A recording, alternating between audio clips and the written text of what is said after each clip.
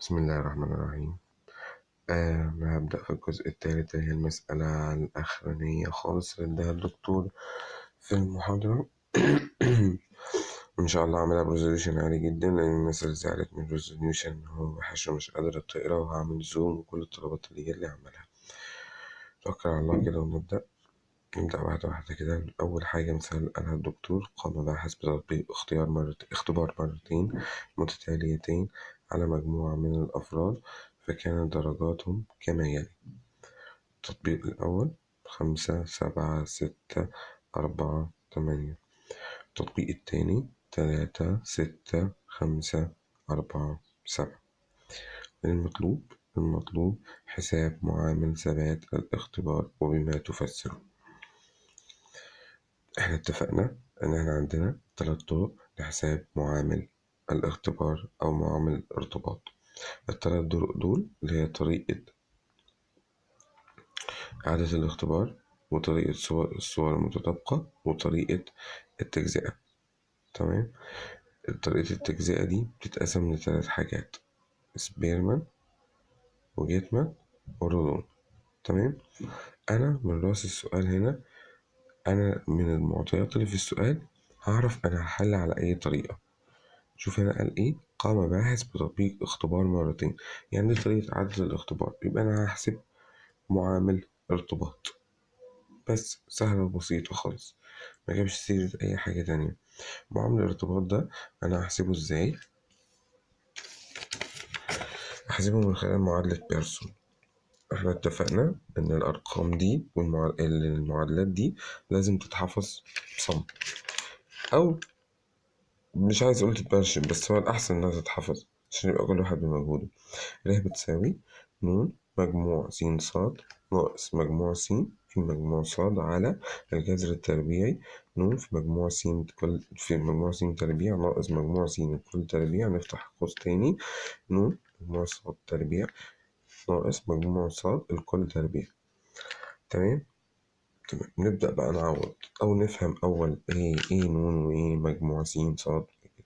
ن دي عدد الاختيار عدد الاختيارات دي، اللي هي 1 2 3 4 5. إذا النون بكام؟ نون ب5. تمام. عايزين مجموع س ص. احنا بنقوم جايبين الجدول ده زي ما هو كده، ناقلينه بشكل رأسي كده. يعني بصينا على الجدول ده، هو 5 7 6 4 8 اهو، انا نقلتهم بشكل رأسي الاتنين جنب بعض. من خلال القانون أنا هعرف في الجدول أنا عايز إيه. أنا لو كتبت القانون صح هعرف أنا عايز إيه في الجدول. نبص كده، أنا محتاج مجموع س ص، ومحتاج مجموع س، ومحتاج مجموع ص، ومحتاج مجموع س تربيع، ومحتاج مجموع س الكل تربيع، ومحتاج مجموع ص تربيع، ومحتاج مجموع ص كل تربيع. يبقى أنا هعمل الجدول واطلع المعطيات دي على قد كل سؤال يجيبهولي، واشتغل عليه واحدة واحدة. احط القانون، حطيت القانون صح، ابص اللي انا عايزه ايه من القانون. تمام. بالظبط، عايز مجموع س ص، اقوم رايح مجموع. طبعا احنا بنفرض ان الاختبار الاول س والاختبار التاني ص. تمام. هنعمل س ص اللي هي مجموع س في مجموع ص. هنعمل س ص اللي هي س في ص. 5 في 3 15، 7 في 6 42 كده، ونقوم جامعينها 159. طبعا احنا مجموعنا س وجمعنا ص، دول مجموعهم 30 ودول مجموعهم 25، ولما اضرب 5 في 3 15، 7 في 6 كده كده كده كده هيطلع ده 159. أقوم عامل س تربيع. س تربيع اللي هي ايه؟ أول حاجة خالص في نفسها 5 في 5 25، 7 في 7 49، ايه أقوم مجمعهم 190. صاد تربيع كذلك 3 في 3 ب9، 6 في 6 ب36، وأقوم مجمعهم. بس ما طلبش مني حاجة أكتر من كده، وأقف لغاية كده وأعوض في السؤال. تمام. أهو واحدة واحدة كده. 5 مجموع س ص اللي هي 159 ناقص هنفتح قوس مجموع س 30 في مجموع ص 25. بس أنا بكتب الجذر التربيعي، نفتح قوس كبير، نون اللي هي الخمسة، في مجموع س تربيع اللي هي 190 ناقص مجموع س الكل تربيع اللي هي 30. ونركز في النقطة دي كويس جدا، اللي هي 30 الكل تربيع. كذلك 5 مجموع ص تربيع 135 أهي، ناقص مجموع صاد الكل تربيع اللي هي 25 مربع. ونركز الفرق بين س تربيع وس الكل تربيع وصاد تربيع وصاد الكل تربيع. تمام. واحسبهم واحدة واحدة، يعني لازم اعمل كل قوس كده بقوس احسبه لوحده كده.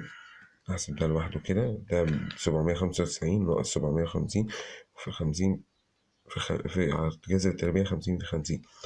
احنا لازم نحسب كده كل قوس لوحده وكل خطوة لوحدها عشان نطلع الناتج صح، لأن لو اديت لك كالكوليتر كل دول لو أنت كتبتهم صح هيطلعوا صح، بس مش ضامن إنك تكتبهم صح، لأنك لازم تقعد تفتح أقواس. فإحنا ناخد عملية كده لوحدها عشان الناتج يطلع من صح، يطلع 9/10.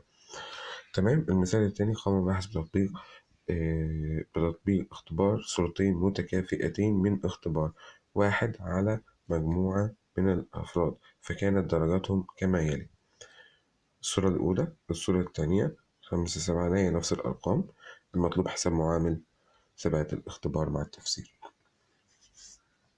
تمام. نمسك تاني السؤال ونشوف المعطيات اللي عطاها لنا ايه، ونشوف احنا هنحل على طريقة ايه. قام البحث بتطبيق صورتين متكافئتين. خلاص يا عم، انا هحسب على طريقة صورتين متكافئتين، وهستخدم برضو كذلك معادلة بيرسون.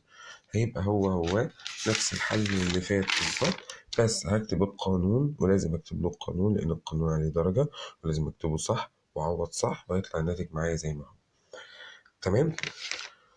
احنا بقى كده عايزين نبدأ في السؤال الثالث اللي هو فيه شغل كتير. قام باحث بتطبيق اختبار مرة واحدة على مجموعة من الأفراد، ثم قسم درجاتهم إلى المجموعتين زي ما هم باينين في الجدول. النص الأول والنص التاني نفس الدرجات، 5 7 6 4 8. النصف التاني 3 6 5 4 7. تمام. مطلوب حساب معامل ثبات الاختبار بثلاث طرق مختلفة. هنا قال لي طريقة مرة واحدة وقسمهم لمجموعتين، يعني هنا طريقة التجزئة. أنا فهمت أنا هحل على إيه، من كلام السؤال نفسه أنا هفهم أنا هحل على إيه. تمام. نبدأ فيهم كده طريقة بطريقة. طريقة سبيرمان، أنا بجيب سبيرمان ر ألف ألف، المعادلة بتاعتها 2 في ر واحد 2 على 1 زائد ر واحد 2. ر واحد 2 احنا اتفقنا في فيديوهات قبل كده معناها معامل ثبات نصف الاختبار. معامل ثبات نصف الاختبار دي لو ما جابهاليش في السؤال كده بضطر ان انا احسبها من المعادلة دي. لو ما جابهاليش جاهزة هحسبها من المعادلة دي كأني بحل أي طريقة من الطرق اللي فاتت وأجيبها، اللي هي 9/10 أهي. ممكن تبقى 2 في 9/10 لواحد 9/10، وبتساوي 1.8 لواحد 9/10، وبتطلع 95%. نقول تاني، ر ألف ألف دي معامل ثبات نصف الاختبار. معامل ثبات نصف الاختبار دي لو ما جابهاليش في السؤال واضحة وقال لي دي معامل ثبات نصف الاختبار، هضطر إن أنا آخد الأرقام اللي هي دي اللي هي نفسها في السؤال اللي فات، تمام، وأطبقها في المعادلة دي، تمام، علشان أطلع له الناتج ده وأحطه له هنا.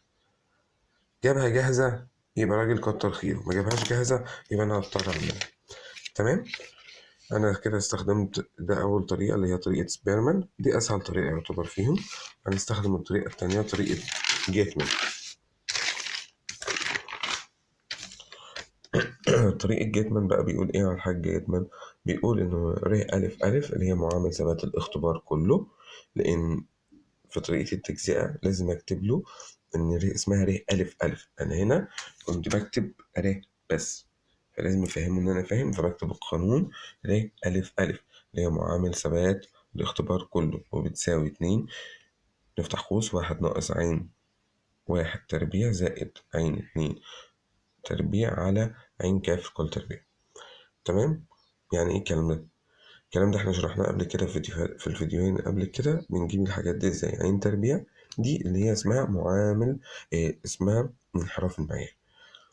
ايه الانحراف المعياري ده؟ بنحط قانونه مجموع س تربيع عين واحد تربيع اللي هي تباين عين عين تربيع دي تبين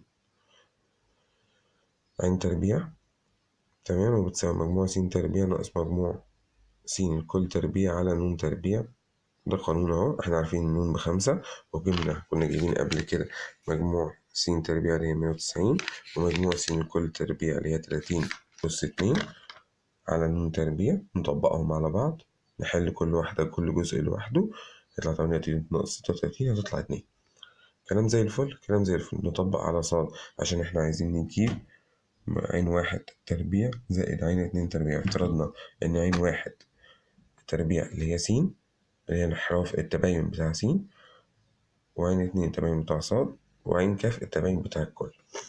بص يا باشا، هنا عين 2 تربيع اللي هي مجموع صاد تربيع على ن، اهي صاد تربيع فين؟ اهي 135 على ن اللي هي ال5 اللي احنا متفقين ان هي 5.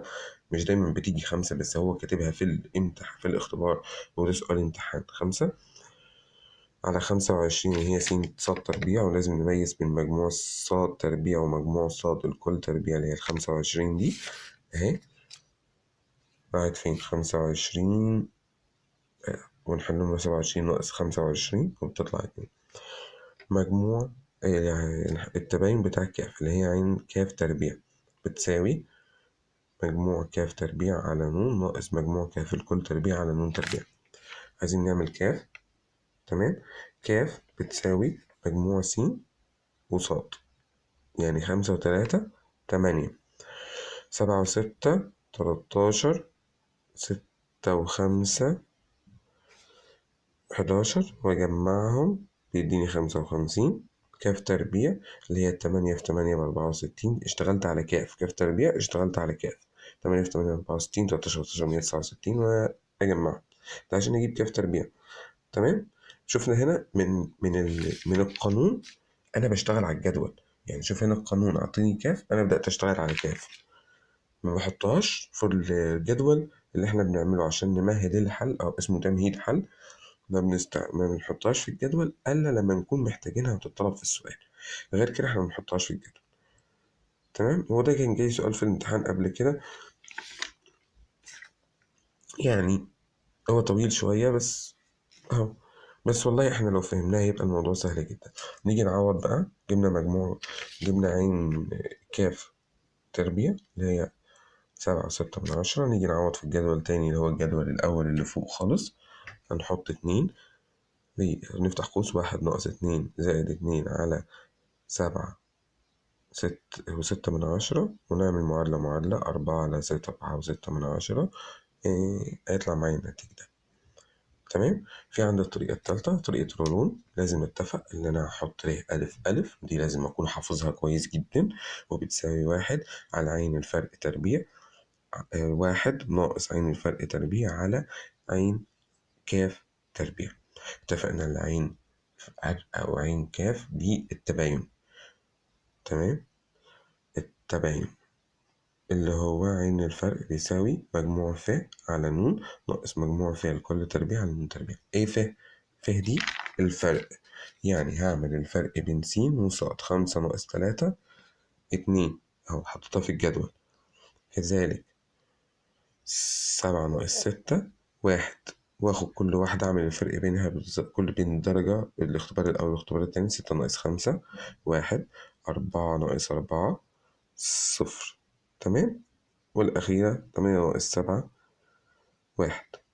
فرق أهو، هجمعه 2 و3 و1 5 يا باشا، ونقوم مربعين الفرق نفسه.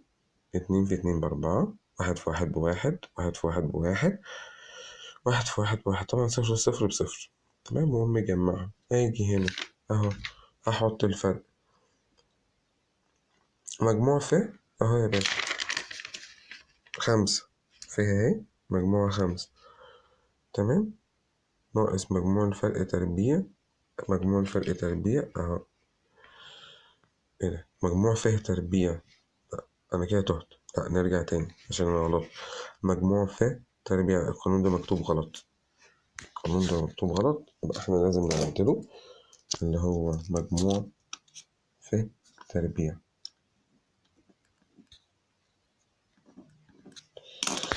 جل من لا يسهو، مجموع ف تربيع اللي هو 7. تمام، ما فيها تربيع اهي، مجموعة 7 على 5 اللي هي النون، ناقص 25 اللي هي مجموع فيها لكل تربيع اللي هي ال5 ده اهي، أنا أخدتها ربعتها على نون تربيع اللي هي ال5. احنا متفقين بأسهل حاجة في الموضوع ده كله نون. تمام. طلعت معايا 4/10. باجي أعوضها في القانون التاني، 4 على 7.6. احنا جبنا التباين بتاع كاف المرة اللي فاتت اهي، فأنا حطيته جاهز على طول. ده التباين بتاع كاف اللي هي عين كاف كل تربيع. تمام، حطيته جاهز على طول. 7.6 وبتساوي 1 - 5 وبتساوي 95%. 5/100. 1 - 5 يساوي 95%. بس والله الموضوع سهل جدا لو ركزت فيه ومسكت ورقة وقلم ورايا كده وعملته زي ما عملناه بالراحة كده. هو أخد مثلا معايا 15 دقيقة، هو اللي أنا ما بكتبش، بس في الامتحان ممكن ياخد معاك 3/4 ساعة تقريبا حل. تمام، نركز فيه واحدة واحدة كده، والله هتلاقي الدنيا بسيطة. وإن غلطت في أي حاجة إلا القانون طبعا، إنك لو غلطت في القانون يبقى الدنيا كده بايظة. لو غلطت في أي أرقام، أي عمليات جمع، أي عمليات طرح، الدكتور بيحاسبك على عملياتك، ما بيحاسبكش على الناتج. مش شرط انك تطلع الناتج صح، يعني انت لو اشتغلت لقيت الناتج طلع معاك غلط، كمل اكتب له القانون وعوض ارقامك صح واعمل له الجدول صح، فهمه انك فاهم. تمام، نفهم الدكتور ان احنا فاهمين، هو يدينا درجه، يدينا اكتر من 3/4 درجه السؤال، ان الناتج دي اخر حاجه بيفكر فيها. لان لو جيت مثلا هات لي طريقه ردود وقمت كاتبها له كده على طول 95% من غير الخطوات دي، انت يا باشا مغاشش صفر.